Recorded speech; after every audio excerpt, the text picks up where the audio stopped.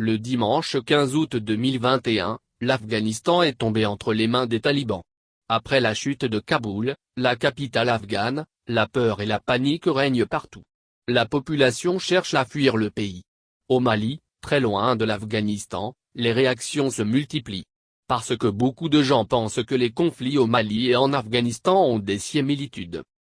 Selon l'ancien ministre des Affaires étrangères et de la coopération internationale, Sibylle Dramé, président du Parti pour la Renaissance nationale, PARENA, l'issue de la guerre d'Afghanistan devrait faire réfléchir au Mali et au Sahel.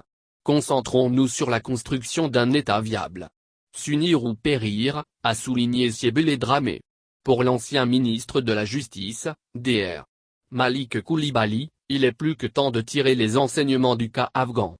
Ça n'arrive pas qu'aux autres, il nous faut à tout prix et sans délai poser les jalons d'une gouvernance exemplaire, a-t-il dit.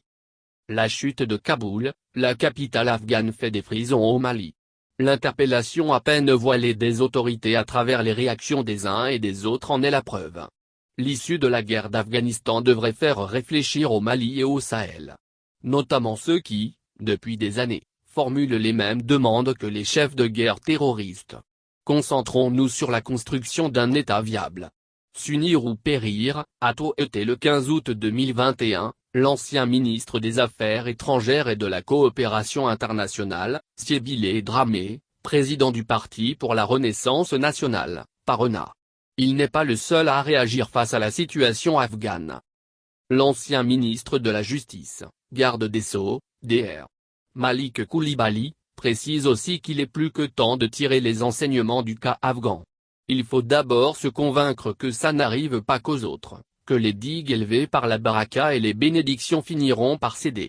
Que la seule digue qui surplantera la hargne et l'obsession de nos ennemis c'est un État fort, juste, redevable et responsable.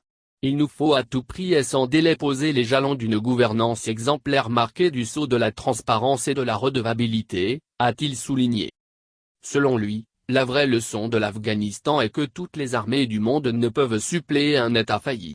Les talibans ont eu l'avantage de croire en leur combat alors que personne ne croyait en l'État afghan, y compris les tenants du pouvoir ou du moins ceux qui en restaient, a indiqué le 16 août 2021, Dr.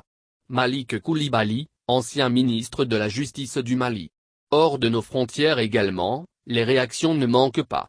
Le député français, Jean-Luc Mélenchon invite les uns et les autres à penser au Mali. J'ai applaudi la défaite US au Vietnam. Je suis écœuré par leur déroute en Afghanistan. Il est temps de réfléchir avant de s'engager dans des guerres sans issue.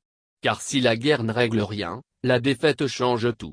On ferait bien d'y penser au Mali, a souligné Jean-Luc Mélenchon, l'homme politique français.